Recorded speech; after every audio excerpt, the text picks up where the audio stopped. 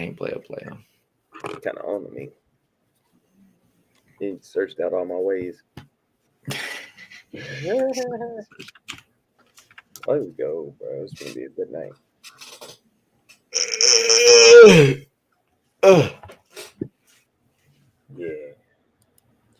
Yeah.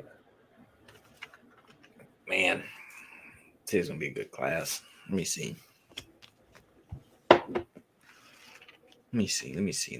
real quick.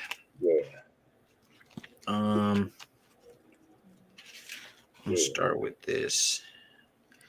First and foremost, I want to give all praise, all honor, and all glory to the Most High God Yahweh, by Hashem Hamashiach Yahushua.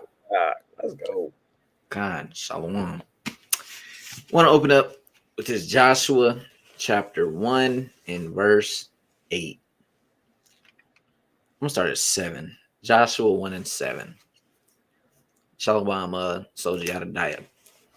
It says, only be thou strong and very courageous, that thou mayest observe to do according to all the law, which Moses, my servant, commanded thee. Turn not from it to the right hand or to the left. It says that thou mayest prosper whithersoever thou goest. This book of the law shall not depart out of thy mouth, but thou shalt meditate therein day and night, that thou mayest observe to do according to all that is written therein. For then thou shalt make thy way prosperous, and then thou shalt have good success. God, all praises, man. That's a powerful precept right there. All right, let's get into it, man. Y'all know what we're getting into. We're getting into the laws again. Like I said last time, we was gonna go over the laws of I think it was property and business practices and property. If you cannot, can you share my screen? Oh shoot, I gotta share my screen. So like, yeah, share screen, and then let me know if you can see everything clearly. So like, yeah, share. Shalom, Hebrew daughter. All right, Khan. Can you see this? Can you see everything pretty clearly? Is it big enough? Hold on, let me maximize my screen real quick.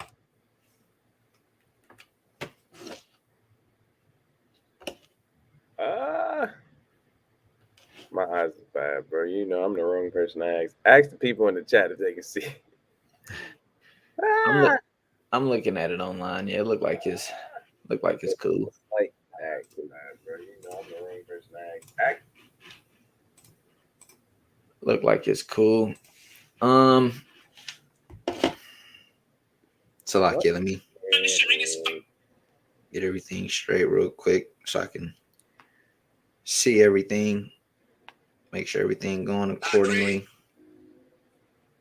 I dropped the precept. It's actually fire. I'm gonna grab it for him. God. Sirach chapter 19. Woo! That's a banger right there. 19 and 18. It says, the knowledge. Well, I'm gonna start at 18. So like it says, the fear of the Lord is the first step to be accepted of him. It says, the fear of the Lord is the first step to be accepted of him, and wisdom obtaineth his love. The knowledge of the commandments of the Lord is the doctrine of life, and they that do the things that please him shall receive the fruit of the tree of immortality. It says, the fear of the Lord is all wisdom, and in all wisdom is the performance of the law and the knowledge of his omnipotency. That's a hot series of precepts. Hot precept. God. All right. So the reason why we go over these laws, the reason why we do this, is because first and foremost, we know that we're supposed to repent What are we repenting from? We are repenting from our sins. It says, from that time, Yahweh began to preach and to say, repent, for the kingdom of heaven is at hand. Why would he say repent and then speak of the kingdom of heaven? Because if you want to actually enjoy the kingdom of heaven, you gotta turn from your sins. You got to. We know this. Everybody in here should know what sins is. We're gonna get it anyway. Whosoever committed sin transgresseth also the law. For the sin, it says, for sin is the transgression of the law. Mark, can you matter of fact, I grab it. I forgot I got this on here. And I got the Apocrypha DNT. I'm finna go to Sirach chapter 21. And I'm gonna read verse 1. It says, my child, have you sinned? Hold on.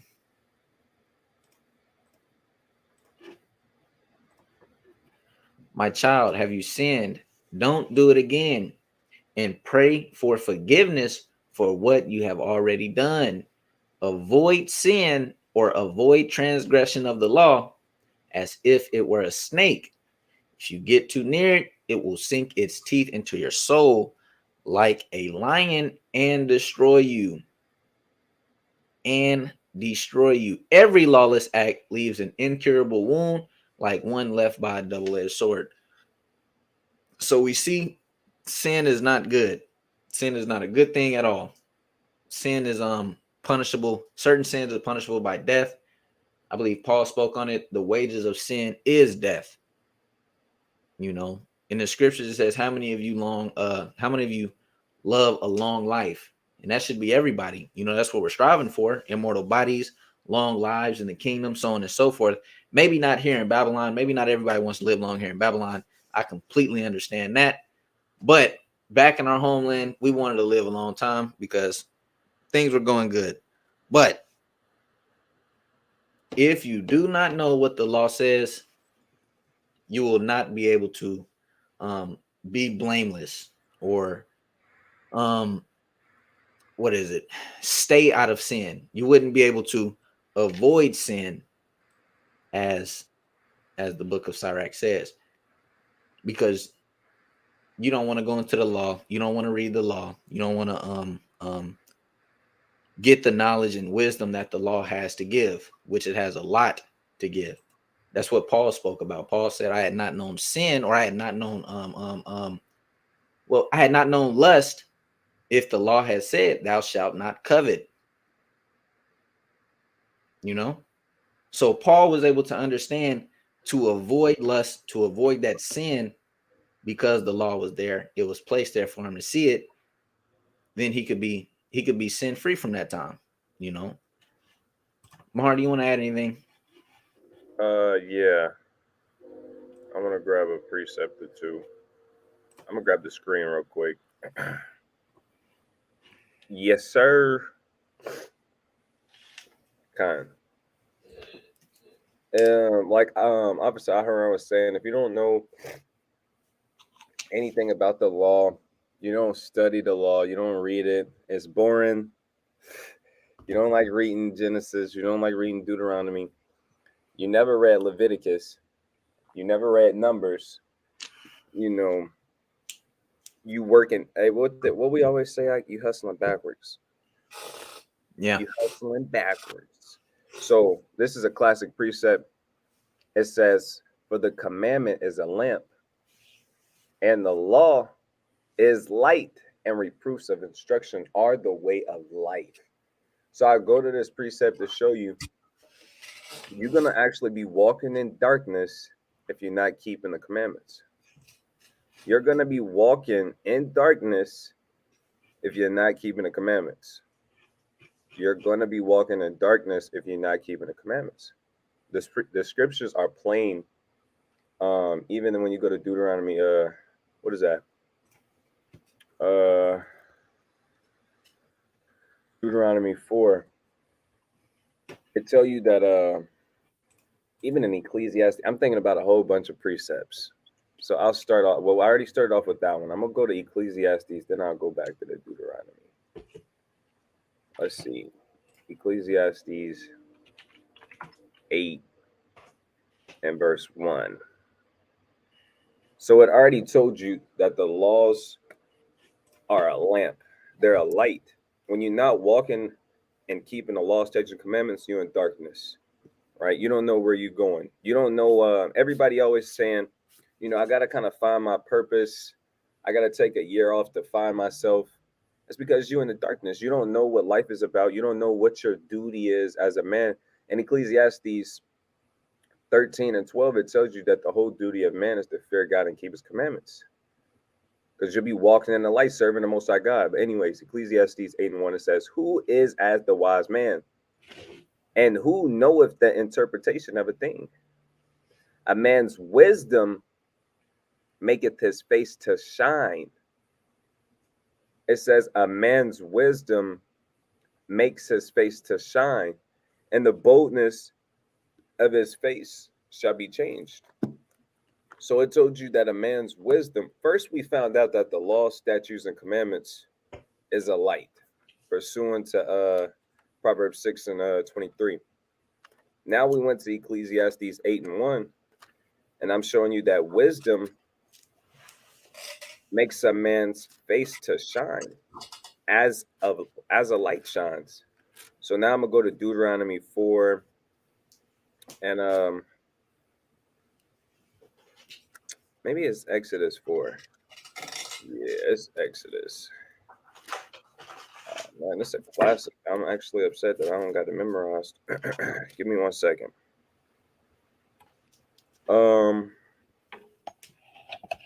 No, it's not Exodus 4. Hey, what's that precept? It says, this shall be your wisdom in the sight of the other nations. You know what I'm talking about? I think that's in Deuteronomy. It's Deuteronomy 4? Maybe I didn't look good enough. Let's see. Wisdom, sight, nation. Deuteronomy 4 and 6. Okay, I checked 4 and 5. That's why. Okay, it says, so right now it's showing y'all that the commandments is a light. I showed you that when you have wisdom, your face shines like a light. And this is Deuteronomy 4 and 6. It says, I'm going to start at 5. It says, behold, I have taught you statutes and judgments, even as the Lord my God commanded me, that ye should sow in the land whether you go to possess it. Mind you, the law, statutes, and commandments, everybody talks about, it's in your heart already. Now, that's going to be in the new covenant when you don't have to learn it, when it's already going to be embedded in you. Just how it was before is how it is right now. You have to learn the law, statutes, and commandments. If you can name all of the law, statutes, and commandments, then you can say it's in my heart and we in the new covenant. So our forefathers had to learn. It says he taught us statutes and judgments. Even as the Lord, my God, commanded me that you should. There's so many things that's going through my head because a lot of people would be like the law of Moses, the law of Moses, the law of Moses. It tell you that God gave them those. Those is God's laws.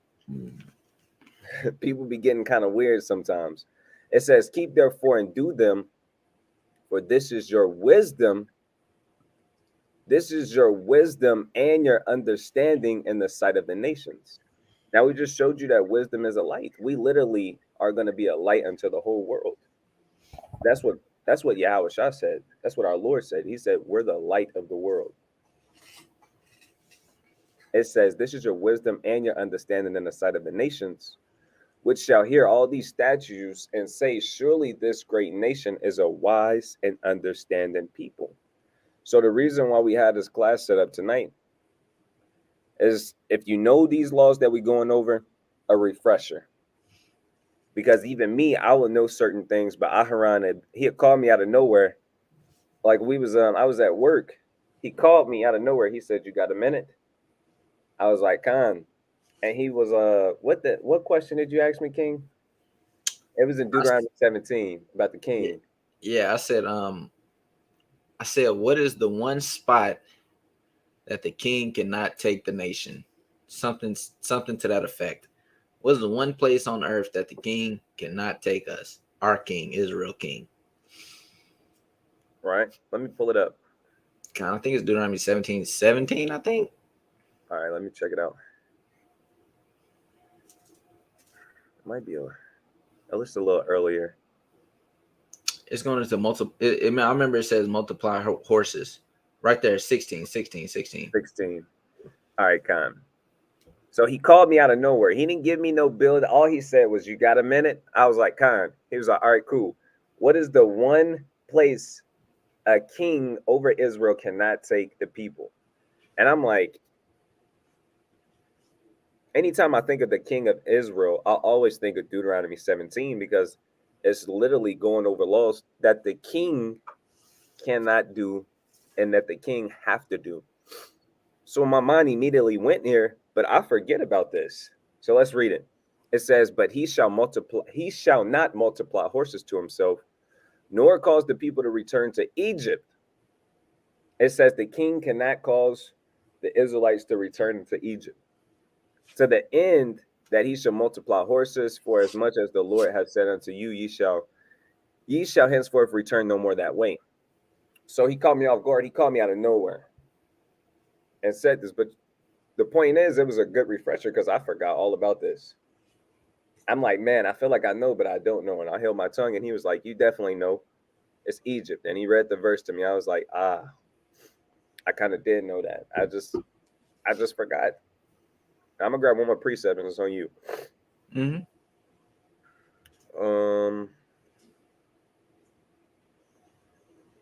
Deuteronomy 6. And I'm gonna start at verse. So it's talking about the law, statutes, and commandments. I'm gonna get to the point that I want. It says, "And these words which I command thee this day shall be in thy heart, and thou shalt teach them diligently unto thy children." So it's talking about the law, statutes, and commandments when you read up. It says, "Now these are the commandments and statutes and the judgments which the Lord your God commanded to teach you, that you might do them in the land where you go to possess it." So you jump down to verse 7, it says, "And you got to teach them to your children." It says, "And you got to talk about the laws when you're sitting in your house. You got to talk about the laws when you walking by the way." It says, "And you got to think about the laws when you lying down and when you rise up." It says, "And thou shalt bind them for a sign upon thy hand, and they shall be as frontlets between thy eyes." So the point is, you want to be thinking about the laws, the statutes, the commandments, the testimonies, um, man, the wisdom. Like I said, you got books of wisdom, Job, Psalms, Proverbs, Sirach, Ecclesiastes. We got all of these things, and we got to kind of meditate on those things, especially more than what you like. Your mind, if you're meditating on things of the world more than meditating on the Bible, you're not gonna be in the truth for too long. It's on you though. I was literally gonna pull that precept. I was holding it right here. It's all good though, because it was gonna lead me back to what we just read, Joshua 1:8. This is literally referring back to the law he just read, Deuteronomy 6, and I like to start at 4, but the point is in like 5 or 6 or 7, one of them. But it says, this is Joshua 1:8. This is the book of the law that shall not depart out of thy mouth, but thou shalt meditate therein day and night. For what? Why do we have to meditate on it day and night? That thou mayest observe and to do according to all that is written therein. So we're supposed to meditate on it. That way we observe it and do it. Literally, observe and do. It says, "For then thou shalt make thy way prosperous, and thou shalt have good success." Literally, this is why we go over the laws. That's why we go over these things. It's benefits that come with the law, statutes, and commandments. The first one is obeying God. You know what I'm saying? Second one is you doing what he love. You know what I'm saying? I mean, it's easy. But this is 2nd Ezra chapter 16 in verse 75. It says, "Don't be afraid or have any doubts. I am your God, and I will lead you." This is going into the end times, the end days.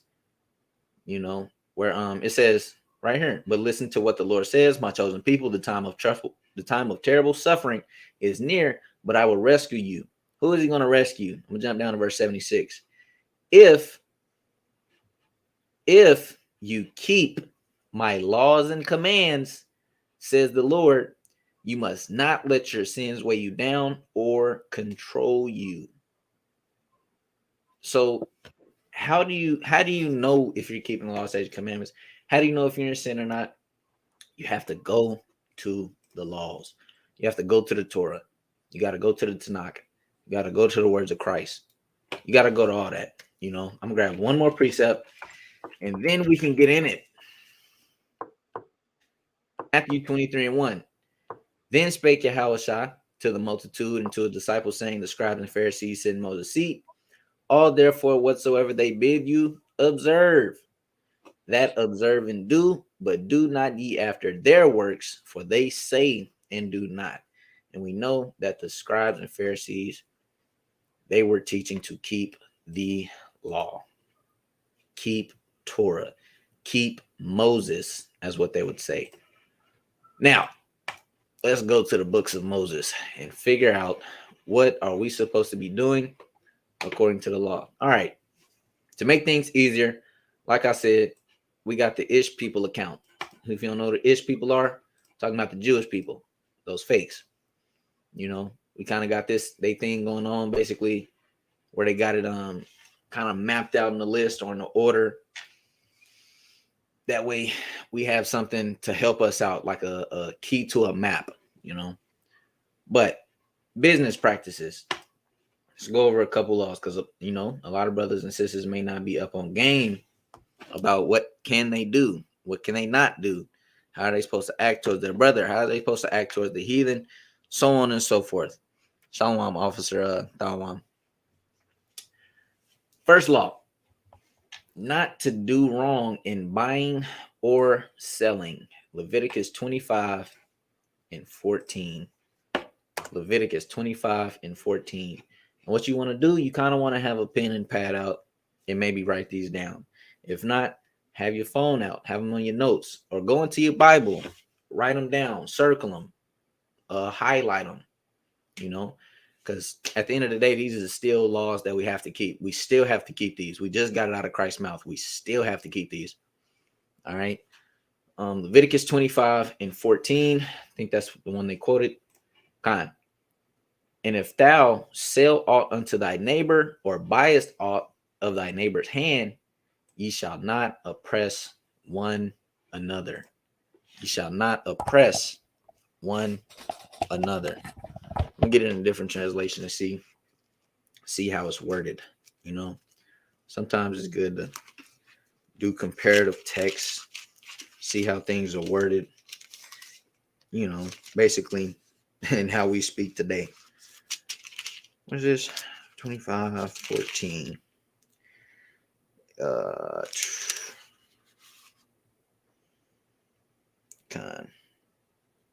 All right. Well, in the ESV it says, and if you make a sale to your neighbor or buy from your neighbor, you shall not wrong one another. Basically, you don't want to set your brother up. Say I meet Mahar to go sell a phone to him. And as I'm going and selling the phone to him, I kind of got one of my boys in the back. And then, I sell him the phone and he hand me the money. Next thing you know, my boy pop out, boom. We jump him, we take the phone back, and we got the money, and we out. Snap. You can't do that. Go ahead. You can't be doing that. All right, so check this out. So I'm reading in the GNT, and I kind of learned something right just now, just reading it in a different translation. I was not aware of this, but I think it'll be good. So I'm at Leviticus 25:14. It says, so when you sell land to an Israelite or buy land, do not deal unfairly. So when you even keep it in context, it's talking about Jubilee and talking about the land and all of that. Because I remember not too long ago, I showed you this chapter, Ahram, but I did not catch this at all. Or I just reread the chapter to you because it was something else I wanted you to see. But I didn't even catch this at all.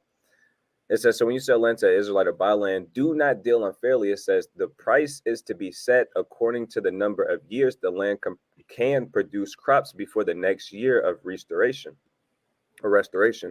It says, if there are many years, the price shall be higher. So if it's many years before it looked like the Jubilee, it says the price shall be higher.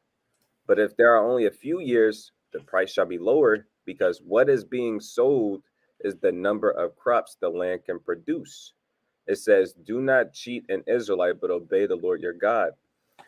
That's something to look into right there, because I wasn't aware of that. Like when it comes to selling land, like the certain price or what you can, how you sell it to them, you got to be fair. You know, you can't sell them a land that ain't worth nothing for a whole bunch. So that's something to think about right there. I was unaware of that. If brothers knew that, shit, drop a 7 in the chat, because I ain't know nothing about that. Right. If you didn't know that, drop a dang. Drop a I didn't know that in the chat. Look, we starting off strong. He said, "Drop a I didn't know that in the chat." Drop a anything but a 7 in the chat. I ain't never seen that. I'm seeing that's like. All right, it's on you. Where you at? 37? Yeah. Next law. Not to make a loan to an Israelite on interest. On interest. We're going to go into what interest is here in a second. Leviticus 25 and 37. Thou shalt not give him thy money upon usury, nor lend him thy victuals for increase. You're not supposed to commit usury upon your brother. Usury is, say Mahar needs to borrow some money from me. Say he says, yo, I need to borrow like $50. And I say, okay, I got 50 for you. But you kind of know money make money, you know. That's how a lot of people think. That's how a lot of people get down. My money is making me money. So if I give you this money, I kind of need more back. So I lend you the 50, but when you pay me back, I kind of need 75. I need 75 back. You know, that's kind of how it is. You cannot do that to your brother. You just can't. That's a no-no.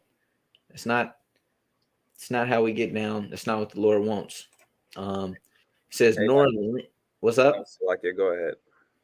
You can make a quick point. You got it. I was gonna say we can't do that to our brother, but can we do it to a heathen? From what I know, we can. From what I know, you can. I'm gonna put a precept on it after you make your point. It says in the latter verse, it says, nor lend him thy victuals for increase. To be honest, I don't 100% know what this is going into. If I'm be honest, let me see if I can find a translation. Do not pay interest on the money you lend them, and do not make a profit. So like, let me. I was at the GNT. Do not make them pay interest on the money you lend them, and do not make a profit on the food you sell them. I don't understand that, because it's like you kind of make. I don't get it. I don't 100% get it, but Lord willing, I get it. I get it one day. You got something, Mike? Yeah, I don't know. I kind of, because when you sell something, it's like you're gonna make a profit. Yeah, so maybe it's like, don't make them pay for something like it ain't worth, Probably. If it's worth the talent, it's worth the talent. I don't know. We're gonna have to look into that, see if we can throw some precepts on that. Right. Seriously. Yeah, that's why studying the law is important, because boy, we might need a priest in there. All right, I'm gonna grab the screen and pass it right back to you. All right, this is Deuteronomy 23 and 20. It says, unto a stranger thou mayest lend upon usury. So if it's a damn stranger, a heathen, you can accept, you can basically make them pay interest. It says, but unto thy brother thou shalt not lend upon usury, that the Lord thy God may bless thee in all that thou settest thy hand to. settest thine hand to in the land whither thou goest to possess it. God, so you can make a heathen pay you usury or interest, but you cannot do that to your brother. God, I'm gonna swing it back to you. Mm-hmm. It says next law. Well, the next law is actually this: what you just pulled, not to borrow on interest. Same That is thing. not. It says not to borrow on interest. That doesn't even make sense with what I just read. Do you get what they're trying to say? No. Bro, they see that this is why they should not be touching our Bible. Oh, look, not to borrow on interest because this would cause the lender to sin. That's not what the verse said. You want me to read it again? I mean, but no, hold on. You can hear in a second. Hold on. The lender would already be in sin because he's the one that's making it happen in usury. He's the one that's requiring it, so he already in sin. That's what I'm saying. He making it.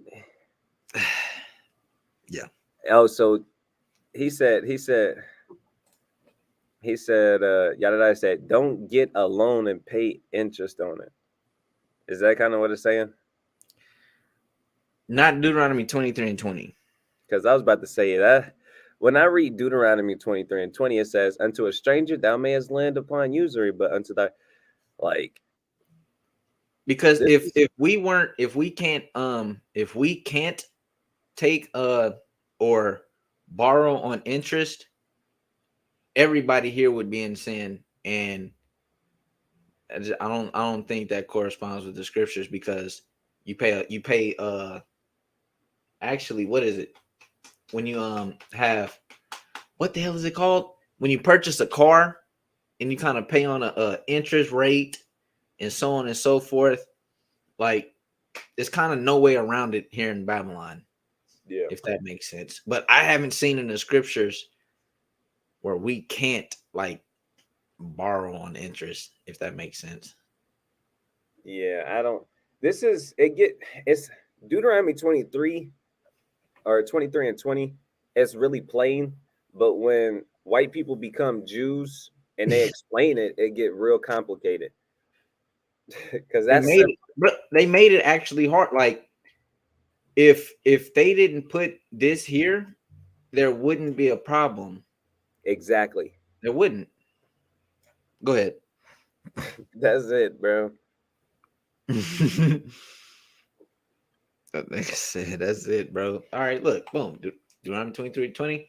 Unto a stranger thou mayest lend upon usury. It says, but unto thy brother thou shalt not lend upon usury, that the Lord thy God may bless thee in all that thou settest thine hand to in the land whither thou goest to possess. Okay. So from Egypt to Israel said, it's a warning. The lender cannot charge interest, and the borrower cannot take the loan if interest is being charged. The Lord covered both parties to prevent sin and usury. I get your point, and I'm not going against you. What I'm going against, Ahran, can you pull up the damn real quick? I understand the wisdom behind 23, the scriptures. But when he says not to borrow on interest because this would cause the lender to sin, when he says that's actually in Deuteronomy 23 and 20, it's not there. So it's like what he said isn't there. That's my problem. That's all I'm saying. You know, He said that's all. They said that's my problem. like 23 and 30 don't say that. I get it though, but that's not what it's saying. All right, moving on, I guess. Literally, yeah. Let's just keep it pushing. It says not to take part in any use. I think I read this one by myself. Not to take part in any usurious transactions between borrower and lender, neither as a surety nor as a witness nor as a writer of the bond for them. Exodus 22 and 24.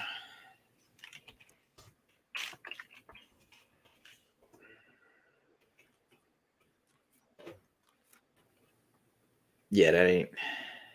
They winging it. I think 22 or this. 24. Yeah, 25. I think is what they want. If thou lend money to any of my people that is poor by thee, thou shalt not be to him as an usurer, neither shall thou lay upon him usury. I That's think plain. that's. Let's see what they got, because they got their scriptures. The contemporary Torah. You know what I'm saying? They got theirs. Mhm. He pulled up abomination. Kind of, let's get into it. It says, if you lend money to my people, to the poor among you, do not act toward them as a creditor, exact no interest from them. So yeah, That's that's plain. that's what But 25 was when they doing put all basically. that mumbo jumbo in it, it's just It weird, man. it make it hard to understand. It makes it hard to understand, to be honest. Yeah. To lend to a poor person, even though the passage says if you lend, it is understood as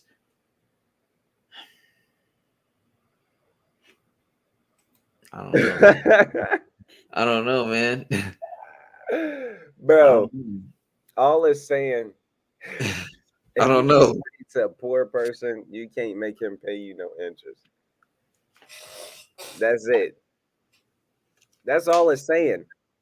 That's all it's saying. What the I We don't know, only bro. They 4 or make this 5 shit hard. in. Usually I got a lot more in the tank, but tonight I don't know if we're gonna be able to go to employees, servants, and slaves tonight, bro. Because I'm already they already taking me out of the spirit. They make it a little bit harder just to go through the law, man. We Bro, just trying to go through the law. That's it. they trying to make discourage people from going into the law. That's That's what what it it look seemed like. like. That's what it looked like. Bro. All right. Next one. Not to demand from a poor man repayment of his debt when the creditor knows that he cannot pay nor press him. I thought we just read that. We did. They don't even say that in a book. So I'm gonna just keep going. We I don't just even we say that. literally just read that one. That's crazy. They put the All right. same precept in that. All right, whatever. Put the same precept for three of them. It says not to take. It's like it. Not to take in pledge utensils used in preparing food. I ain't Deuteronomy. never seen that one. Bro, I was looking through these the other day, and Let's see if it even say that. I don't know. What All was right. it? 24 and 6? Yes, this is not going to say anything about utensils. No man shall take the nether or the upper millstone to pledge, for he taketh a man's life to pledge. Now, I remember I looked up the word nether. Where the hell I is got nether the at? G and T. The G and T make a little Here. bit more sense. All right, Con, I'm going to give it to you in a second. The nether, hand mills, a pair of millstones for grinding. So basically, Exactly. we can't take a man's livelihood or something that he used to work as pledge. Mar better at breaking down what a pledge is than I am. So it's on you, Hawk. Con. I'm gonna grab the screen. A pledge. I mean, since we write, well, I'm right here. I can grab it. It was Deuteronomy 24 and 6, right? Yeah. Let me show them what a pledge is, and I'll explain it after I look it up. Let's see. No, that's not what I want.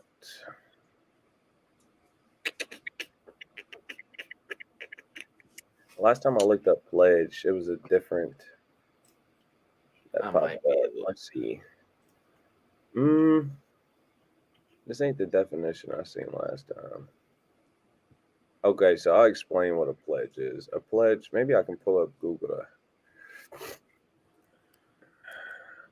Oops.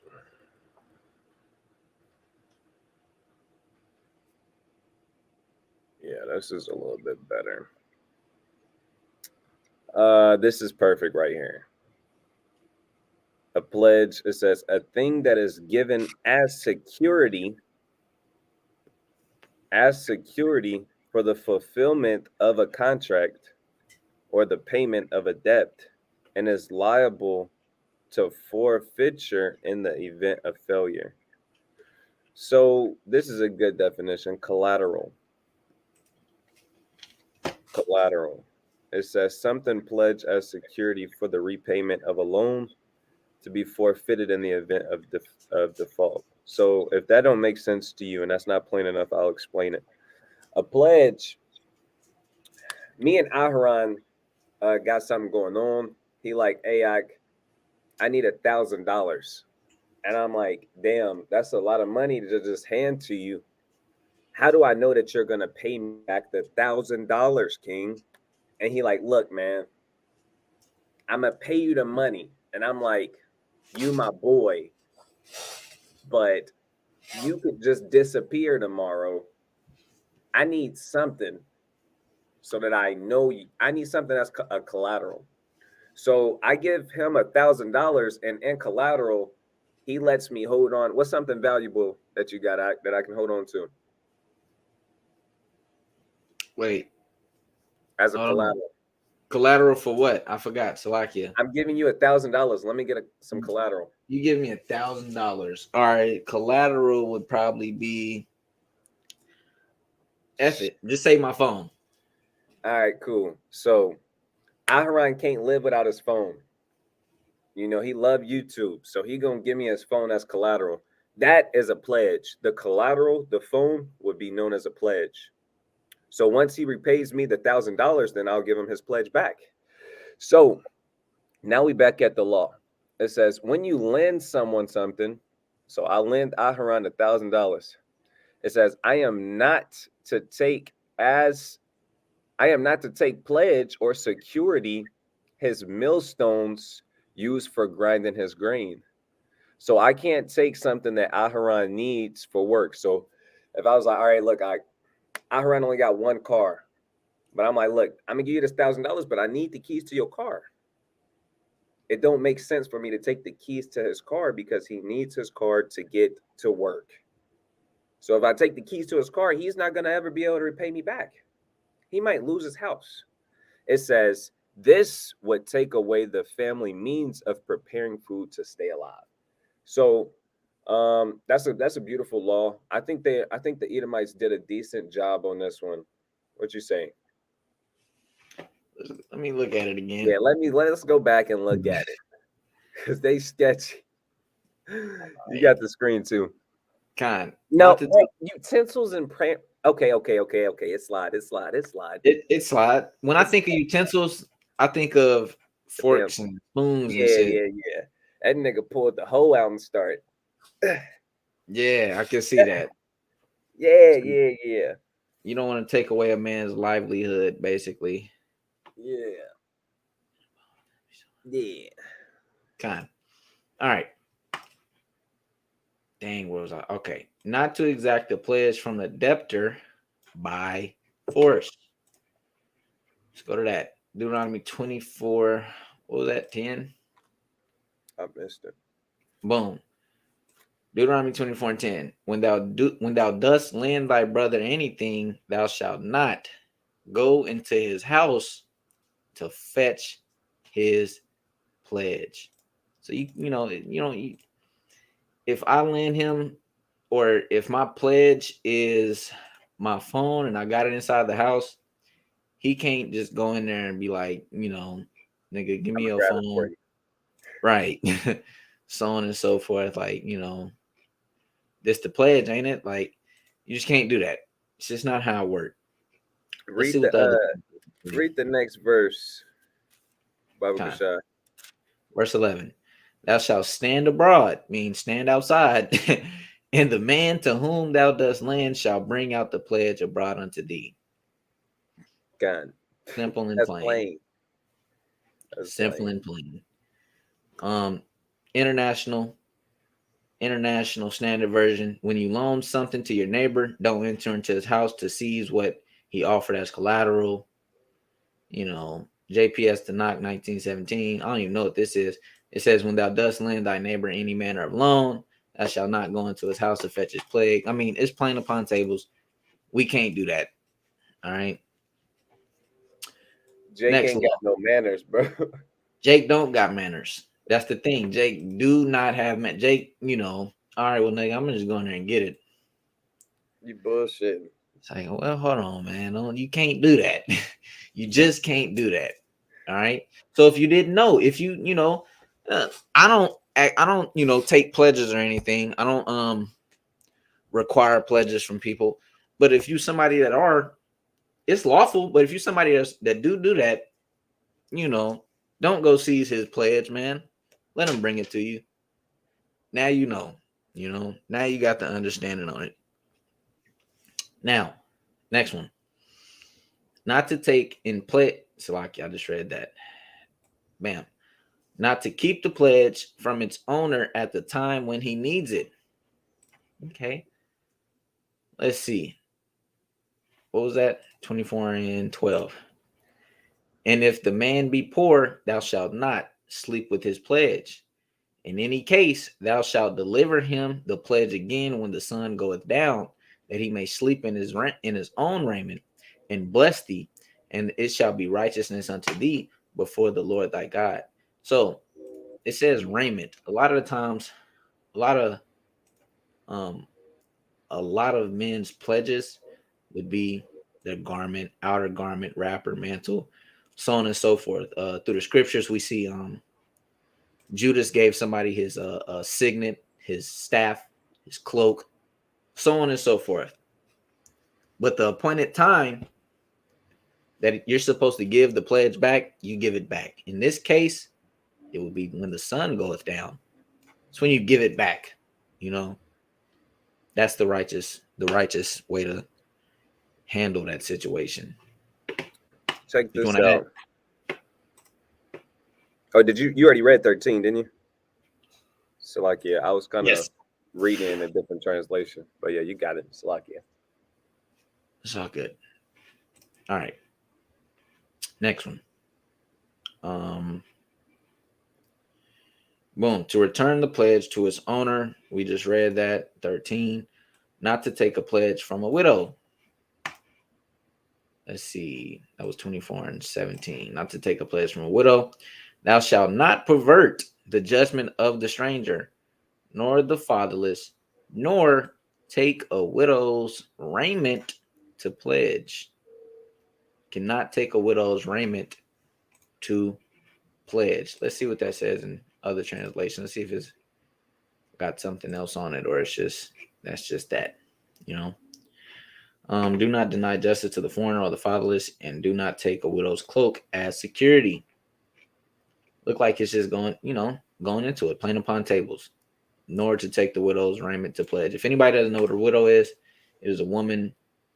From the last time I checked, it's a woman that has lost her husband. Am I correct on that one, King? Con. Because this just says widow. But I only understood that from damn Babylon definition of widow. So, and it ain't no telling. But can't do that. Widow? Right. Literally, definition just widow. Yeah, when you go into the book of Judith, it tell you that she was a widow because she lost her husband. God, all praises. Next law. Not to commit fraud in measuring. Right. Leviticus 19:35. There's a lot of Israelites out there right now. If that say what that say, there's a lot of y'all that's in sin right now. In a couple of ways. In a couple of ways, all right? It says, ye shall do no unrighteousness in judgment, in Meteor, in weight, or in measure. In weight or in measure. Go to a different translation. I know some might be busting different. But say I was to sell Mahar some grains, say I was to sell him some grains, and I have an unjust scale, and I'm like, yeah, man, this is 2 pounds of grain right here. This is good. And I got an unjust scale. It's going to show up as 2 pounds of grain when really it's 1 pound of grain. The reason why I said there's a lot of brothers and sisters going off in Israel right now is because y'all selling tree to each other. And when you're selling the tree, you kind of skimping on it, not saying that tree is righteous. I'm saying you skimping on it, the measure that you got right there, you switched it up a little bit. Right. You switched it up. It's not, it ain't right. Look, boom, Proverbs 11:1. Dishonest scales are an abomination to the Lord, but an accurate weight is his delight. So I'm supposed to have a just weight if I'm going to sell my brother some grain. Not tree. You don't sell your brother tree, but grain or any kind of measurement of food. Or if I say this is 2 pounds of meat and we got a scale and we kind of weigh the meat, and I'm like, I know it's 3 pounds, but I'm saying like, yeah, nigga, this 5 pounds of meat right here. I'm going off. I'm unjust. That's a sin. I am in sin. Look, we read it up here. Not to do wrong in buying or selling. That's doing wrong. You don't do that. All right? You don't do that. Hey, Esau did a decent job with that one. He did okay with that. Yeah, he did all right. He did okay. Next one. To ensure that the scales and weights are correct, Leviticus 19:36. Just balances, just weights. Salakia. A just ephah and a just hin shall ye have. I am the Lord your God, which I brought you out of the land of Egypt. Con. Next one. Not to possess inaccurate measures and weights. Deuteronomy 25:13. Deuteronomy 25:13. Thou shalt not have in thy bag diverse weights, a great and a small. Thou shalt not have in thine house diverse measures, a great and a small. Okay. No inaccurate measures and weights and so on and so forth, and messed up scales, and you're trying to get over on people, and you just can't do that. All right. It's just not right. It's wickedness. It's an abomination. The Lord hates it. If I may. Esau. Go ahead. Hey, a lot of times you got you got drug dealers, and we're just gonna say drug dealers. For one, you shouldn't be selling your people drugs, stuff that is not gonna help them get to where they're trying to go. You actually gonna make them go back. You're gonna make them stagnant by selling them those drugs. You're gonna mess their mind up even more. So for one, that's already not good, and the Lord already gonna make you pay for that. Mm-hmm. And then when it comes to you giving them drugs, you're not even giving them what they pay for, and then you got the drug dealer getting caught up. He always wondering why weird stuff happening to him, why he can't get his Jake got he call him, it's really his wife, but he call her his baby mama. While all of this, Jake can't figure out why all of this bad stuff is happening to him. Because you need to slow down. Because you need to sit down somewhere. Because you need to stop selling drugs, bro. You ever think that, damn, I need to stop selling drugs to my people? Right. Damn. You ain't ever just sat down and just thought about, dang. Maybe I shouldn't do this. Maybe I shouldn't do this anymore.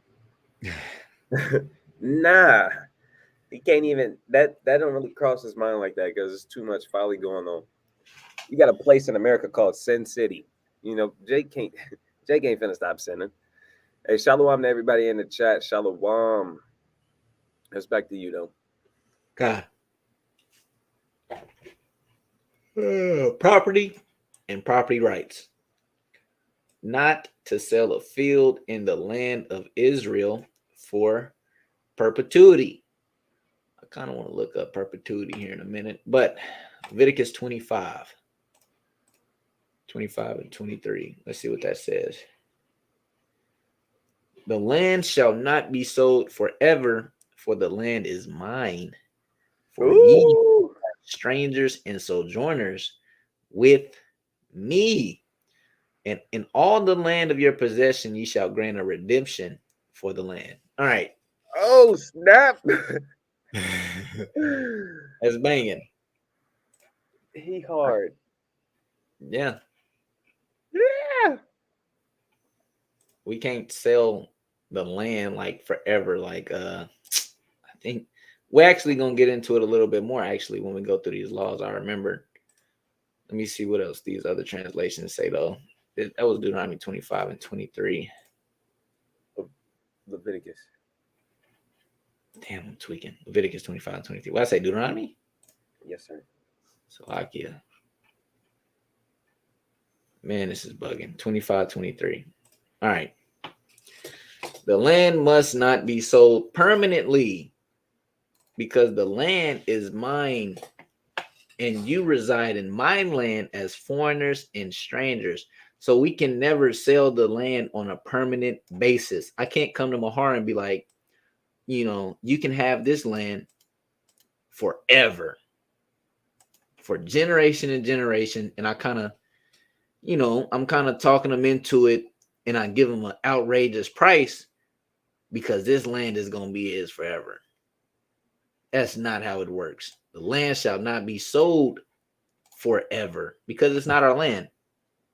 It is literally going into that when he says, you are only foreigners and temporary residents with me. This is the Lord's land. This is God's land. This ain't ours. But we're going to get a little bit more into that, I believe. Dang, that's crazy. It's hot. It's real hot. You got anything on that?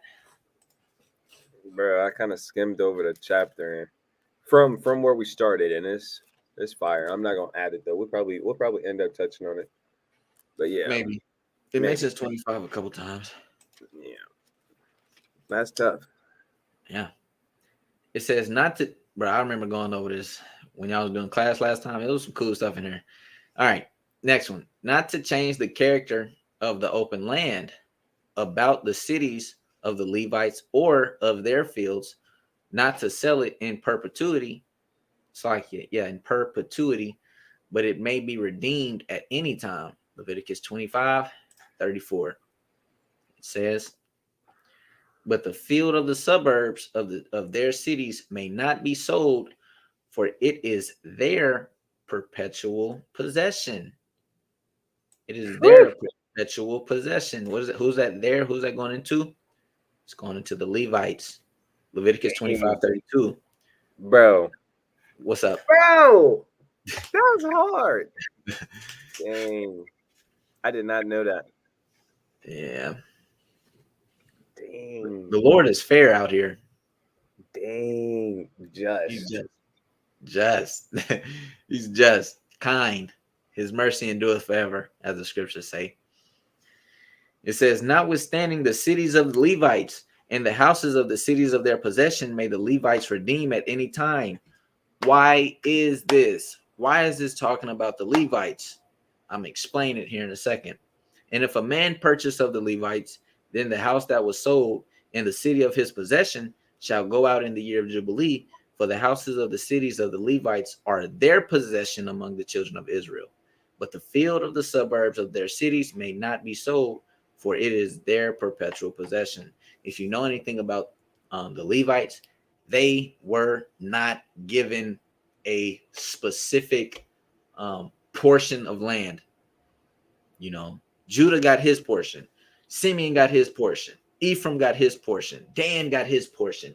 So on and so forth. But the Levites did not. Because the Levites, they have to be everywhere. They're the priest. They have to be in the land of Judah to make sacrifices for Judah. They got to be in the land of Dan.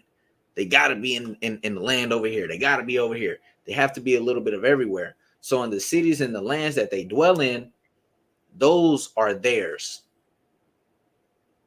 Not saying the whole land of Judah, but the portion that they're in, that's theirs. It may not be sold. May not be taken away from them. Because they have nowhere else to go. They can't be there, Does that make sense? Am I breaking that down correctly, Mar? Con. That's you want hard. to I did not know that. add? I did not know that. I didn't know that, man. Leviticus 25. I know that now, though. That's crazy. I thought, because I can think of accounts in like Kings and Samuel. I believe Samuel, like somebody died and he wanted the field and he like sold it. And I'm like, it's his now. But it's like, but I didn't even know all of that. He said, I ain't even know. Yeah. He said, I ain't even know all of that. I just learned some new stuff today. All praises, man. All right, I'm with you though. God. Next law.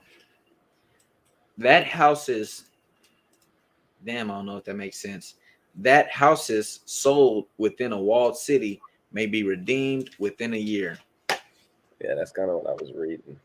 Leviticus 25 and 29. And if a man sell a dwelling house in a walled city, he may redeem it within a whole year. After it is sold within a full year, may he redeem it. And if it be not redeemed within the space of a full year, then the house that is in the walled city shall be established forever to him that bought it throughout his generations, and it shall not go out in the Jubilee. That's fair. The Lord is dealing with mercy right here. This is He gave mercy. him like a grace period. Literally. Ah! Bro, the Lord hard.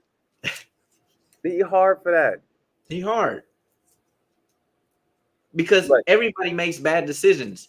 What if he sells this house and goes somewhere else and didn't really mean to, or he doesn't like the place that he's at, and he's like, damn, man, I miss my old spot. He can go and redeem it. He can go back there within that year, according to the year. But if he doesn't redeem it in the year, then the person he sold it to, he knows that, okay, he obviously doesn't want this spot back. It's mine now. It's for sure mine now, type deal. yeah. I'm gonna pass this down to my sons. Bruh. Bruh. Lord, go hard. Hey, that's kind of fire because you get a house, you're not really sure, you invest in it. So, imagine if it wasn't that a certain year period and he could come back whenever and redeem it. And it's like you innovated the house, you didn't put a whole bunch of more money in, and then Jake come back and he like, yeah, I'm here to redeem my house back. Tawada. Dang, bro, you for real right now? They're like, yeah. He said, yeah. I'm dead serious. Yeah, bro. You get on that kind of that'll blow me, bro. I'd be pissed. He said, I'll be pissed. And then come back after 10 years. Like, damn, bro, what is you doing? Bro, and it works for both parties, bro. Yeah. The person who sold it, hey, you could be, how Jake, he be doing bad, he behind on rent, he go sell his damn PlayStation. Nigga sell anything. Hey, you got like an X amount of grace period to come back and redeem your PlayStation that you sold, Right. But after that, nigga, it's raps. He said it's raps. That's fire, bro. I had no clue. What are we going over again? Property and property rights. So, bro, for you to come back within a year and redeem your house that you sold, that's hot. I didn't know nothing about that. The crazy thing is, Christians in the world and everybody else don't know anything about this. They think the law is literally like something weird and mystical, and you can't do it. And if you open your curtain on a Sabbath, you in sin, you're going to hell. It's like, right. No, that's not what that's going into. It's literally to govern our people. We're talking about property right now, and property sales, and when you can redeem it, so on and so forth. That's what we're going over. We're not talking about, man. I remember one dude said, if you use the bathroom on the Sabbath, you're in sin. That is nowhere in the scriptures. He said, if you got caught using a bathroom, you'll be put to death. Who the hell catching you use the bathroom? They act like the Pharisees is walking around busting in people's houses. Nigga, you peeing on the Sabbath? Get the stones. That's what they're acting like. Literally. Oh, bro, I can't keep this up. He said, if you get caught taking a shit on the Sabbath, you're out of there immediately. While You you on out. the toilet, stones. Stone his ass on the toilet, man. He think we playing. That's not in the law. That's not in the Torah. That's not in the Tanakh.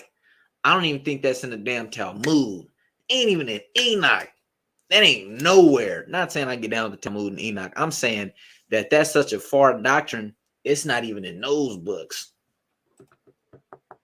Yeah, they It stretch. don't even make sense. They winging it, bro. Winging it, and all that is a fear tactic to keep people away from the Hebrew Israelites, because we teach to keep the law, and they know that. So now they're like, okay, I got to make it sound scary that, that way they don't have to do that, or that way they don't do certain things, and so on and so forth. And, basically to scare people, just to be like, oh, well, damn, if I can't do that, then I can't keep none of the law. So I might as well just not do it. That's how our people think. And they know that. The higher ups know that. The nigga that was teaching that know that. So guess what? You can't use the bathroom on the Sabbath. You'll get stoned. You get put to death. So if you go back to keeping the law, that's what you're under now. You're no longer under grace. You're no longer under Christ. You're under that. You're under the law. It's bugged out. Salakia went on a rant because Christianity is irritating. God, it's so folly. All right. Back to it. I'm trying to get back to it. I'm trying to get back into the spirit. All right. All right, no. Bruh. All right, cool. Next law. Not to remove landmarks. Quote, property boundaries, unquote. Deuteronomy 19:14. Let's see what Deuteronomy 19:14 says. Deuteronomy 19:14. Thou shalt not remove thy neighbor's landmark, which they of old time have set in thine inheritance, which thou shalt inherit in the land that the Lord thy God giveth thee to possess it. So when I was reading this, I didn't quite understand why that was there. I'm like, landmark? What the hell is that? What does my neighbor's old landmark have to do with anything? Why can't I move it? I was kind of confused. Still kind of confused. I don't get it, So let's just go into it.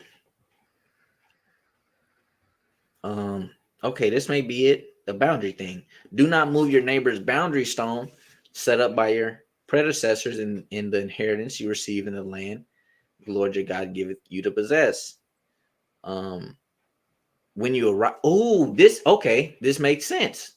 When you arrive in the land the Lord your God has given you as a special possession, you must never steal anyone's land by moving the boundary markers your ancestors set up to mark their property. Okay, Bro, we that's learned hidden. last night. Let me throw a precept on that.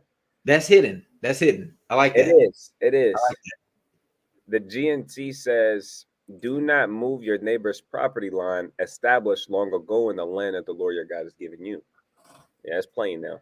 That's plain now. I get that. And this is why it's good to do comparative text. Because look, me just reading this King's English, thou shalt not remove thy neighbor's landmark, which they of old time have set in thine inheritance, which thou shalt inherit in the land of the Lord thy God giveth thee to possess it. And I'm kind of reading this, not to remove the landmark. I'm like I don't get it. But now I kind of see. Esau was right about this one. Property boundaries. Basically, that's going into stealing land. Say me and Mahar's great grandparents had bought some land, and they kind of got a gate up, and they got a gate up along the lands, basically to separate my land from his land, or my forefather's land from his forefather's land. If I go over there and kind of move the gate back a little bit just so I can have more land, I am now stealing land, and I cannot do that. It's bugged out. That's bussing. That's an Edomite move. That's an Esau move, man. Boy started stealing land. Like, no, the rock was definitely right here, bro. Right, bro. I swear, swear.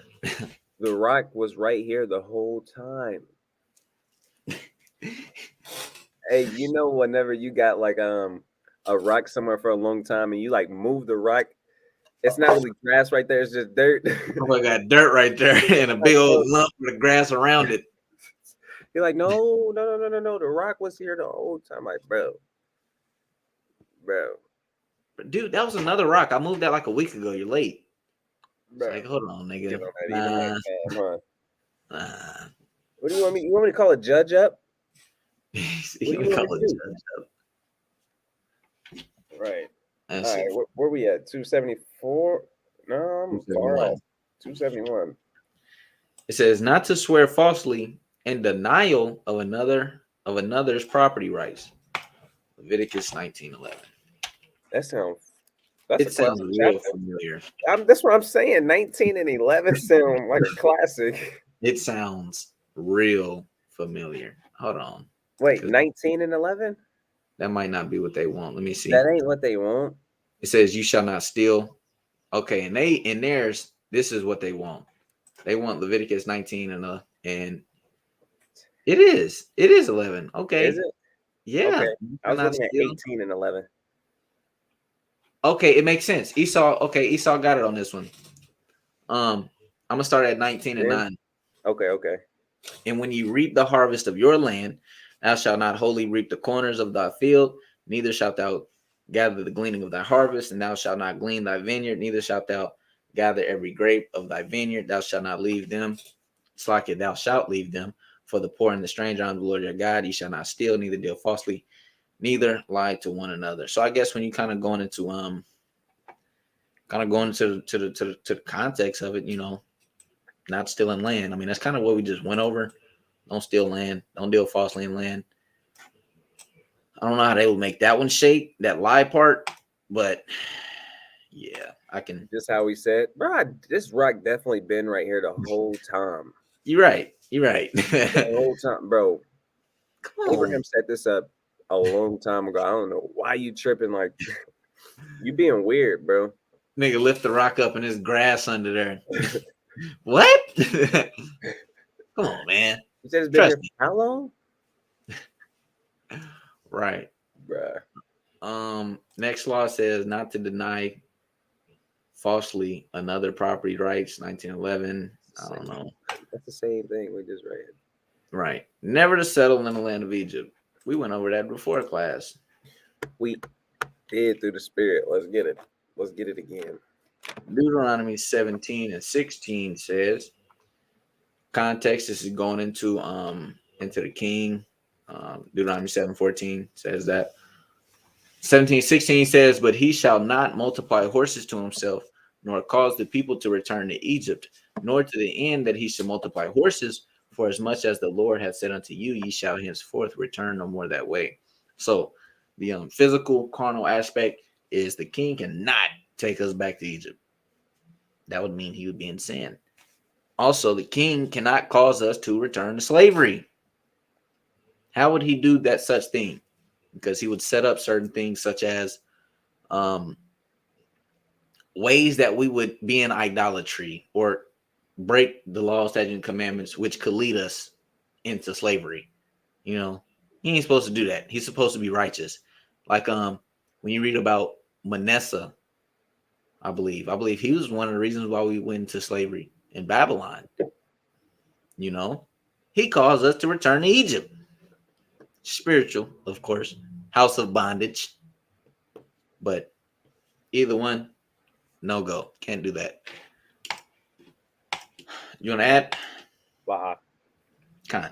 Not to steal a personal property. We read that 1911. Not to steal nor deal falsely. To restore that which one took by robbery. Leviticus 5:23. Leviticus 5:23. Damn, it ain't no 23. All right, hold on. They getting weird. No, I'm not. Did it say 5 and 23? That motherfucker say 5 and 23. See. Let's go to their book. Let's go to their book. Let's see. They got a 23? They got it. They definitely got a 23. They weird, bro. When the Lord said, don't add, don't take away, this is precisely Hold on. what they talking about. Bring that out. It ain't in there. It ain't in there. Scared to bring it out. It says, when one has thus sinned and realizing guilt, would restore either that which was gotten through robbery or fraud or entrusted deposit. I mean, man, I think it might be a scripture similar or a law similar in Exodus 21 or maybe 22.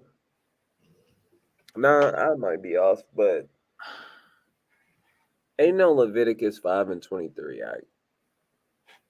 They weird. That's stressing me out. Bro, I remember I had something in here that helped me out. Hold on. Man, ain't nothing finna help me out with no Leviticus 5 and 23. He said ain't that. Help me with that. The only thing can help me with that is not looking at it no more. Because what do you mean Leviticus? Give me the book of Leviticus chapter 5:23.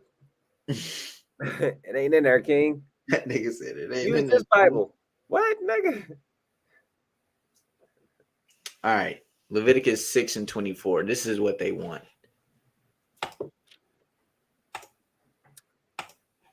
Them niggas missed the whole chapter. He said the niggas missed the whole chapter. It's like it's 6 and 4. Like it. Okay. All right. I'm gonna start up 6 and 1. And the Lord spake unto Moses, saying, if a soul sin and commit a trespass against the Lord, and lie unto his neighbor in that which was delivered him to keep, or in fellowship, or in a thing taken away by violence, or hath deceived his neighbor, or have found that which was lost, and lieth concerning it, and sweareth falsely, in any of all these that a man doeth sinning therein, then it shall be, because he hath sinned and is guilty, that he shall restore that which he took violently away, or the thing which he hath deceitfully gotten, or that which was delivered him to keep, or the lost thing which that he found, or all that about which he hath sworn falsely, he shall even restore it in the principal, and shall add the fifth part more thereunto, and give it unto him to whom appertaineth in the day of his trespass offering. So I forgot what the fifth part. 20%. 20%? Okay, cool. Yeah. Say I stole, I'm gonna just use this example again. Say I stole 5 measures, not 5 measures. Yeah, say I stole 5 measures of barley or grain or corn from a horn. I get caught in the act, or I kind of, confess. And the day that I go bring my trespass offering, I'm supposed to give him 10 measures now. Not 10 measures. Salakia. Not even, because it said the fifth part. I got you. I know your math a little shaky. My math shaky as hell. A fifth is equal to 20%. A fifth out of 100 is just 20%. 2, 4. Well, I'll do this. 20, 40, 60, 80, 100. So a fifth of 100 would be 20 or 20%. So if I kind of found $100 and it belonged to Aharon, I was like, bro, I swear I ain't see it. Whenever things happen, I get caught up, like Aharon said. not only would I restore the principal, the 100, I would actually have to give them the 100 plus a fifth, which would be 20, and an additional $20, because $20 is 1/5 of a whole. That makes sense, because you got 20, 40, 60, 80, 100. So it depends on what the principal is. So if I would have stole $1,000 from him, I would give him, my math might not be that good, 200. If I stole $1,000 from Ahran, I'm like, bro, I definitely ain't got your bread. I put that on your hour. Brother starts swearing by the highest. Let me get this precept out I'm always pulling, Hebrews. If I still got it memorized, Hebrews 5:13, I think. When brothers be like, on God, that's solidification right there. That means you definitely ain't lying. Let's see. Nah, I thought it was Hebrews 5 and oh wait, maybe it's over. Nah, I ain't got it no more. Dahlan, what's that precept? Brothers be swearing by the highest. I thought it was Hebrews 5:13.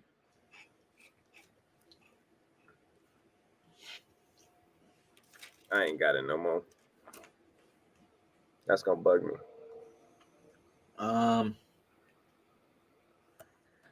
Swear.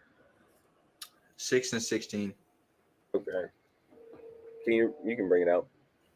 Oh shit, is you there? Huh? No, I'm on my phone. Oh, okay. This is Hebrews 6 and 16. It says, "For men verily swear by the greater, and an oath for confirmation is to them an end of all strife." Hey, people swear by the greater. What's the greater? The Most High God. So people swear by the greater, and that's a confirmation to end everything. I put that on Yahweh. By Shema Mashiach Yahweh. I ain't got your bread. Ahran, I ain't got it. Brothers start lying and start getting on that kind of. Now you got to pay back what you took, what you stole, and you got to give me a fifth. You got to give me an additional 20% of that thing. Yeah, but it's on you. God, Proverbs 6 and 30. Men, do not despise a thief if he steal to satisfy his soul when he is hungry. But if he be found, he shall restore sevenfold. He shall give all the substance of his house. So, we just see Solomon going and referring back to the law that we just read. And he threw some wisdom in there. Because a lot of times when somebody steals to feed their family, all of a sudden it's not wrong. What, nigga? All of a sudden, you let them slide. Right. I don't know, King. What God say? What God say? He said, give me neither poverty nor riches. Because if I get too much, I'll forget who is God. And if I don't have enough, I'll steal and take your name in vain. Mm-hmm. Yeah, that's major. That's wisdom in there. Hey, also, don't despise the thief if he's still to satisfy his soul when he is hungry. There's also a little bit of mercy in there. Of course, he has to have a just judgment at the end of the day, but the judgment to cast isn't yours, nigga. If he be found, he shall restore it, but don't, be like, nigga, I hate you. You stole from me, blah, blah, blah, blah, blah. Especially when it's coming to, like the scripture says, bread, if he's hungry, food, I mean, at the end of the day, we know it's not right. Definitely. But if I can add. Go ahead. Hey, man, it's real. It'll be real. This is like a boss move right here. This is like this would be like, I was thinking, what would I do if I was in that? Like I got to use you because you're right here. Let's say you younger Aharon, and I see you stealing some candy out of the stove. Instead of me snitching on you and getting you, your first little misdemeanor, I can be like, hey, you ain't got to steal that. Come on, let me pay for it. And I give him a talking to. Like, you can't be doing that. Because what would have happened if this would have happened, and now look at your family. Now look at your family name, and you gotta be, so it'll be it'd be honorable to have mercy and still not break the law. You know, you know, Right. that's Like fire like that. Where we at? to return lost property, Deuteronomy 22 and 1. Deuteronomy 22 and 1. Thou shalt not see thy brother's ox or his sheep go astray, and hide thyself from them. Thou shalt in any case bring them again unto thy brother. It says, and if thy brother be not nigh unto thee, or if thou know him not, then thou shalt bring it unto thine own house, and it shall be with thee until thy brother seek after it, and thou shalt restore it to him again. All right, let's put it in modern term. Say me and Mahar at the Mahar at the mall, and he drop his phone, and I so happen to walk past, and I see his phone on the ground. That's my brother. I know that's his phone. I'm not supposed to be like, nigga, this ain't got nothing to do with me, and then just walk away. Can't do that. Not how it works. Guess what? I have to pick up the phone, return it to him, or take it to my house until he pops up or until I seek after him or something, and go give him back his stuff. You know, it's all about returning the thing which isn't yours to back to your brother, essentially. And if you don't do that, you're in transgression of the law. I mean, it sounds kind of harsh, but it's the truth. You in sin. You got to give it back in any case. Look, in verse 3. In like manner shalt thou do with his ass, and so shalt thou do with his raiment, and with all lost things of thy brothers, which he hath lost, and thou hast found, shalt thou do likewise. Thou mayest not hide thyself. Meaning, I can't be like, this shit ain't got nothing to do with me, man. I don't want to return it. That's doing too much. That's a lot of work. Or I'm going to just take it and keep it for myself. No, can't do that. Just can't. You want to add? Yeah, you always want to pick it up with the intention of giving it back. That's all I want to add. Con. The water. It says not to pretend not to have. Damn, this is a double negative. Not to pretend not to have seen lost property to avoid the obligation to return it. We just read that. Yeah. It says the end of Exodus 22 and 3. It says, "Thou mayest not hide thyself." You ever you see this all the time in the world. A brother steal something and help you look for it. Definitely. Brother steal your wallet and he like looking everywhere, high and low. Yep. That nigga checking in the damn couch. He flipping the cushions over. That nigga looked in the microwave, the fridge. He everywhere.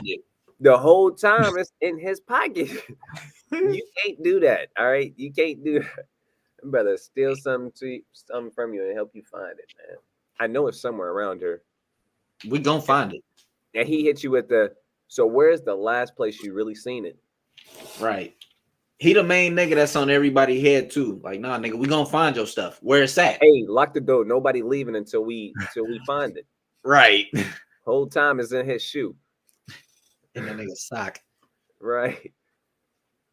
And hey, he kind of checked the wallet, see that you ain't have nothing in there. And he hide it underneath the couch. And he like, bro, it was right here the whole time. Right. That's crazy. I'm glad we found it though. That's Jake. Definitely Jake. That's Jake. Bro, right. since we only been on here an hour 29, we can kind of go over these criminal laws real quick. Since it ain't one of them. Criminal laws. Not to slay an innocent person. Exodus 20 and 13. I know this law. I know this one. Exodus 20:13. Thou shalt not kill. Let me see. Make sure. Kind. You go into it. Murder. because we definitely know brothers in Israel killed many of men. So that they kind of got it right. An innocent person. Boom. Not to kidnap any person of Israel. Ooh. They use the same. And here's why. According to the Talmud, this verse refers to stealing a person distinguished from Leviticus 19:11 regarding the taking of property. Now, we're going to actually show you where this is why you come to the Israelites. This is why you come to the Israelites to get the doctrine.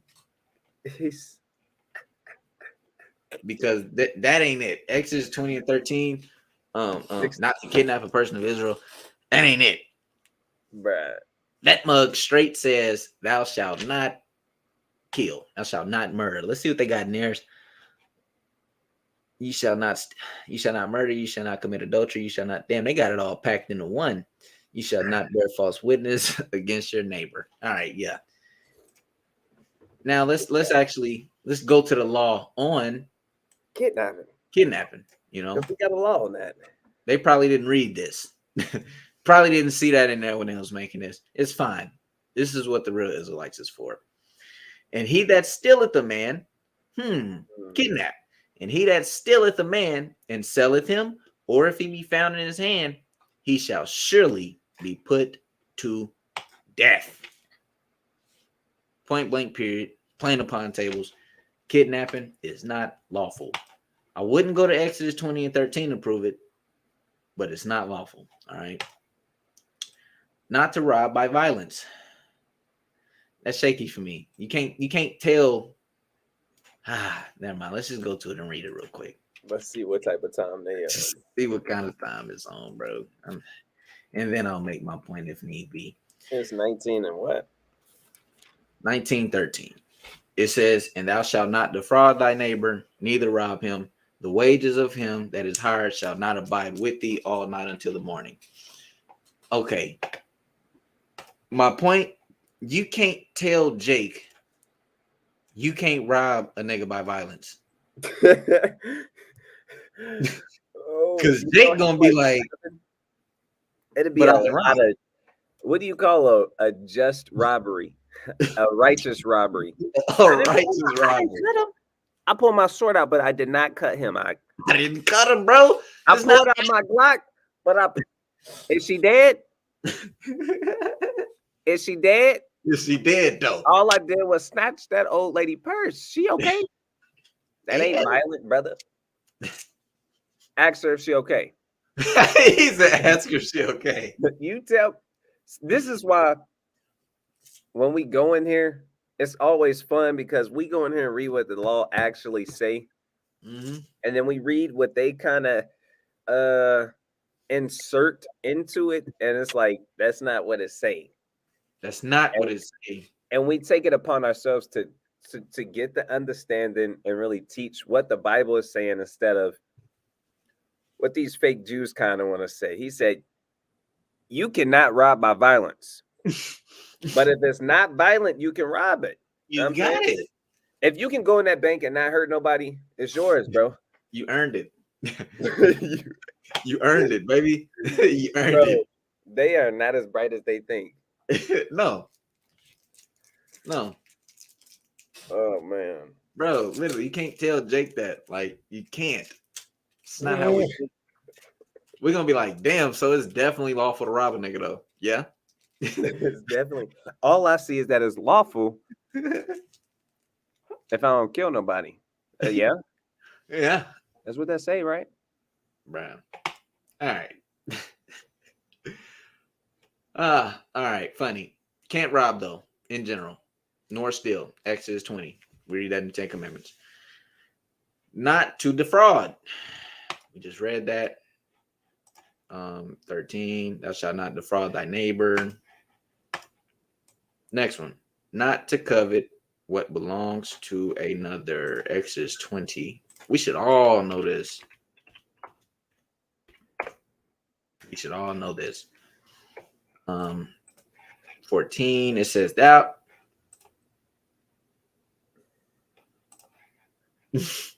Right. 17. I knew Hey, if you go to Daytown, if you go to their Bible, it's accurate. it's right there, ain't it? Let me see. God, you shall not cover your neighbor's house. Yeah, man, it's right there. Boy, I in was their Bible. looking. That's why I clicked back. I'm like, Hold on. nah. All right. Exodus 20 and 17. Thou shalt not covet thy neighbor's house. Thou shalt not covet thy neighbor's wife, nor his manservant, nor his maidservant, nor his ox, nor his ass, nor anything that is thy neighbor's. What is covet going into? It's kind of going into desire, kind of going into lust, wanting what someone else has. If my heart gets a new pair of shoes, I can't be like, damn, I really want those shoes. And guess what? I want Mahar's shoes. I don't want to go buy me none. I want his. I like how his look, you know. And Jake, I mean, you're just not supposed to get into that kind of spirit anyway, because we know people that have died over Jordans. They get that lust and that desire and that covetous spirit, and it burns so much to where they would now kill a man, not even just a man, they would kill their brother over a pair of shoes. Mind you, like this is just an example, but still, it costs like probably 12 fucking dollars to make those shoes, to make the Jordans that everybody wants. Probably costs about $12 to make that shoe. So you killed your brother over a pair of $12 sneakers, all because you coveted. You coveted your neighbor's things. You cannot covet your neighbor's wife. That is adultery. You can't lust after his wife. Christ came on the scene and gave us the magnification of thou shalt not commit adultery. He magnified that for us. He says, if you even think about doing something like that, you have committed adultery. I mean, I'm gonna use damn Todd and Blake. Todd cannot look at Blake's wife and be like, damn, I want her. Why? He's gonna burn, and in that burn, he's either gonna rape her or he's gonna convince her to lay down with him. In either case, it's wrong. We read about that in History of Susanna. God. They coveted another man's wife, and it burned so much they even went to the point of bearing false witness, almost raping her, getting her killed, getting her stoned, embarrassment upon her family and her household. They went to these lengths. Elders, mind you, they went to these lengths because they coveted their neighbor's wife. Covet is a powerful ass spirit. You do not want to, you don't want to really want to deal with that. You want to add something? Kind. Boom. Not to crave something that belongs to another. You see, like I said last time, this is why I have a shaky opinion on 613 laws. It's like when you go in there and you just like making the same thing twice and doing it. Look, boom. Neither shalt thou commit. What? They're just gonna say the same thing. It's like Exodus. It's like Exodus 20. You know. Literally, it's literally going over the same same account. So like that's why I have a problem with. Do we really have 613 laws? I don't know. I haven't went through there and counted them. Not gonna lie. I mean, the Bible doesn't say it has 613 laws. At least I haven't seen it. But I mean, it's just a number at the end of the day. Whether we do or not, it's not really a big deal. I'm just saying, me personally, just something on a personal level. Y'all don't gotta believe that. Y'all can believe we have 613. That's fine. You know, if not, that's fine. Oops. You said what? Oops. You say utfo. I did some folly. It's folly. All right. Not to indulge in evil thoughts and sights. Let me Okay. see this one. This kind of sound hot. I know. What? Let's see what you're talking about. What the Jewish Man Fest show up? It was This shit number 15 and what? 39. This better bang. Ain't no 39. No, I'm just playing. He said, ain't no 39. Hold on. I want to see what theirs say. See if that's what they. I should be a friend. Bro. Okay. What? Okay. So What did they say again? not to indulge in evil thoughts and sights. That's no wonder I got excited when I heard numbers 15, 39, 38. Like, it felt like it was engraved in my head, but it wasn't clicking. But is this hit? This ain't really hitting my spirit. Right. What are they talking about? He said, what are they talking about? That's not what the scriptures say, bro. All right. Well, I didn't want to go out like that. me either. All right. Well, this is going over fringes that we, don't and we don't sing. I'm gonna just read it. Numbers 15:38. Speak unto the children of Israel and bid them that they make them fringes in the border of garments throughout their generation, that they put upon the fringe of the borders a ribbon of blue, and it shall be unto you for a fringe, that ye may look upon it and remember all the commandments of the Lord, and to do them, that ye seek not after your own heart and your own eyes, after which ye used to go whoring. I don't really what they said. I don't know. I don't know. I'm gonna grab something though. They're weird. Right. Proverbs 24:9. The thought of foolishness is sin, and the scorner is an abomination to men. Now, this is correct. Just like I made mention of coveting after your neighbor's wife. That's sin. That's a thought of foolishness. And just like I said, when Christ came and put a magnifying glass on thou shalt not commit adultery, we see that even that thought was sin. It is a sin. It's an abomination. You're not supposed to do it. So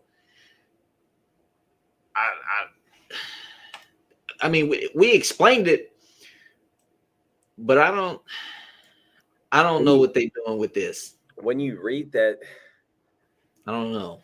Out of everything that come up to your head and what that law is really saying, it's not that. You got to do some extensive stuff to say this. They weird. A whole bunch of weaving together. Yeah, most definitely. That's crazy. All right. Man, can I make a few announcements? Go ahead. Fuck yeah. Man, on a bad note, I want the good news or the bad news. All right, I'm gonna give y'all the bad news. The bad news is last week was horrible. You know what I'm saying? I know everybody tired. You know what I'm saying? The bad news is you got a whole bunch of weird stuff going on because what's the holiday? The holiday? Valentine's. You got Saint Valentine's in 2 days. The 14th. Hey, you cannot celebrate it. Just in case if y'all don't know, that's a no-go. We don't get down with that. We don't celebrate Valentine's Day. All right. Right. You going off. That's the bad news. And in all the stores you go in, you're going to see bags of chocolate hearts, and teddy bears. And, a whole bunch of the world loving their wives only for one day out of the year. We Only not for one day. I'm saying make them feel good. One good time. Right. That's the bad news. You're going to have that spirit going around next week. Hold on. Let me add real quick. If you are a lover of candy, there will be candy covered all in Valentine's stuff. we're not saying you can't get your weekly dose of candy. If it got Valentine's on it, you're not celebrating it. You just want your candy. We're not over righteous in that kind of way, you know. It's just damn candy. Eat your candy. But if you're kind of buying it with hearts on it and shit, and you're trying to give it to your girl, and you know, it's you only giving it to her on that day and shit. It's like out of nowhere, you want to buy your rib a teddy bear. Come on, now. Come on. You giving her a rose, and you ain't got her a rose in 7 years.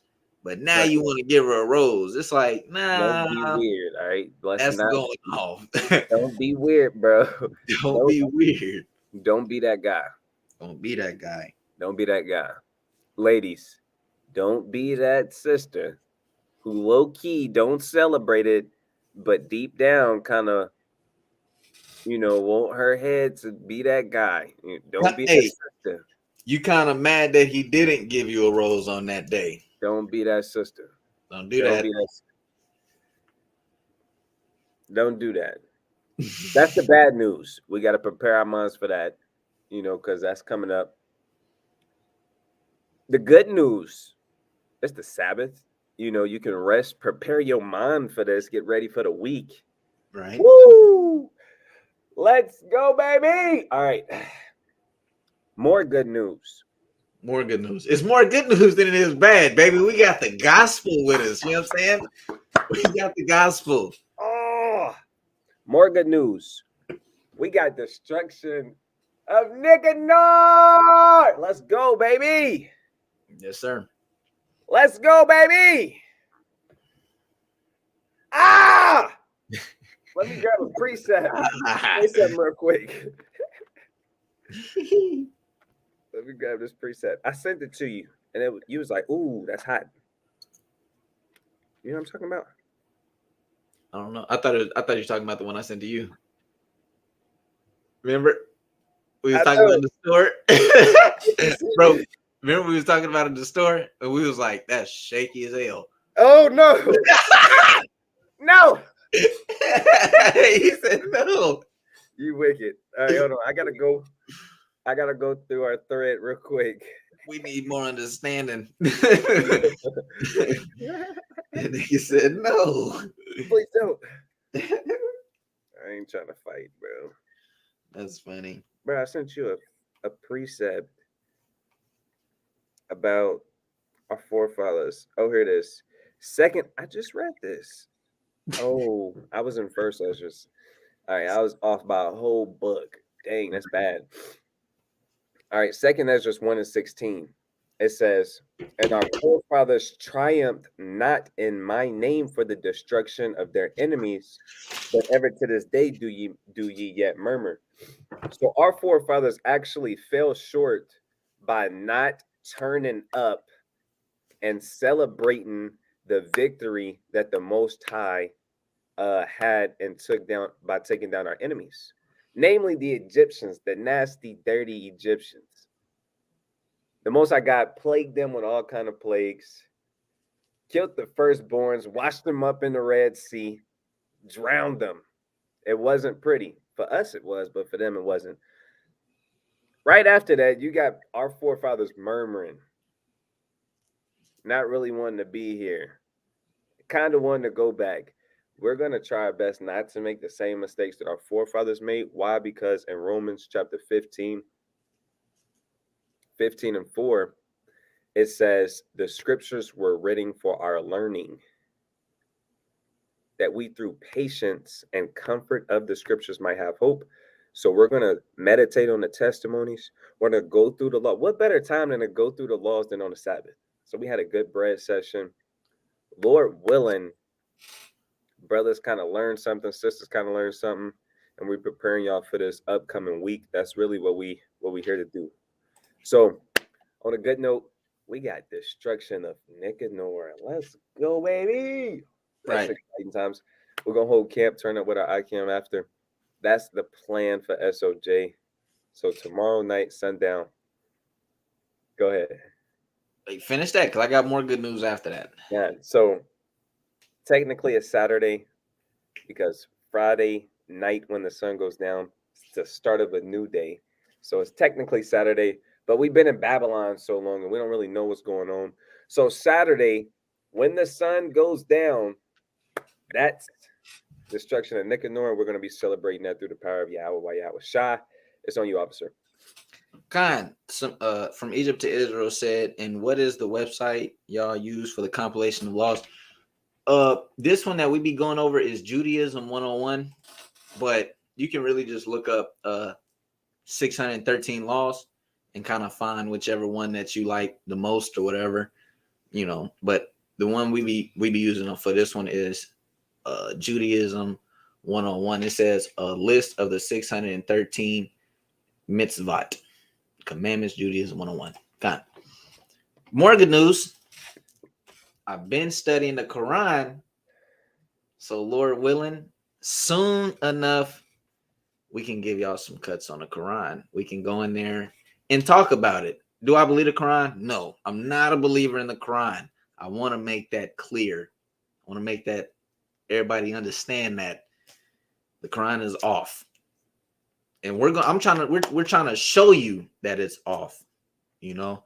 So Lord willing, when we get in there, we can get into the Timbuktu, we can get into a couple PDFs, we can get through there in the Quran and show y'all how to deal accordingly with a fellow brother that is a part of that faith or religion. Because we talk about Christianity a lot.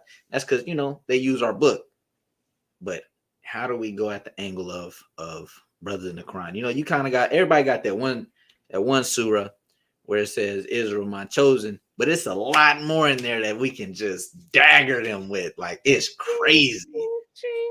It's crazy. It's on you, King. Definitely some work in there. More good news. Dang, bro. Let's clap it up for the Most High. Let's go. We got, when is Purim? It's soon.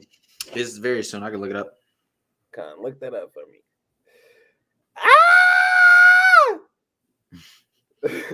That's the kind of, man, if y'all seen me on a regular day, you'd be like, this brother he all right. No, he's not. All This right. brother is not all right. Like him. Like you. Hey, also one quick thing. The Sons of Thunder, them brothers did a Sons of Thunder did a video over the Quran. You know, it's a slight video. I advise brothers go check that out too. You know what I'm saying? I deal with Son of Thunder. I like Son of Thunder a lot. But Feast of Purim is February 13th and 14th at evening. So February 13th at evening, which means technically Monday at evening. I believe Sunday at evening. Am I right? Sunday and Monday. God, Sunday and Monday. So what we're gonna get into, bro, you got the Sabbath, you got destruction of Nicanor right after. This is me turning into a Super Saiyan. Like, you got this Shabbat, destruction of Nicanor, you got Purim, you got the second day of Purim. Let's go. He said, go. We finna get lit. I don't know what other brothers are on, but if you're not celebrating the downfall of your enemies, what you celebrating, King?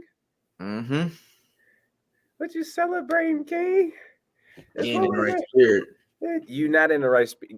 You got, brother.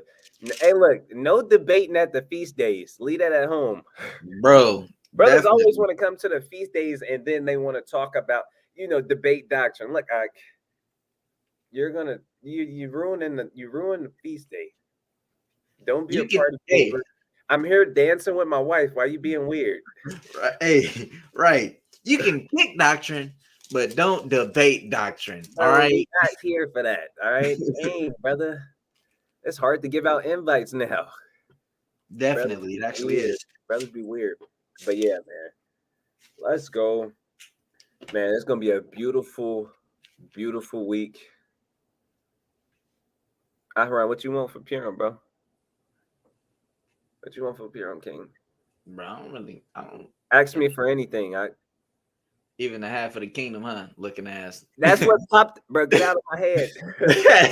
He said that's what popped. Get out of my head. That's funny. I'm gonna grab these last scriptures, man. All right, Con. This is Galatians chapter 6 and verse 9. First off, the water for everybody tuning in. It's always good to tap in with everybody. Now, Galatians 6 and 9. And let us not be weary in well doing, for in due season we shall reap if we faint not. What is well doing? That's going out and teaching your people the law, statutes, commandments, teaching your people the faith, teaching them about Christ, teaching them about the Most High God Yahweh, teaching them the laws.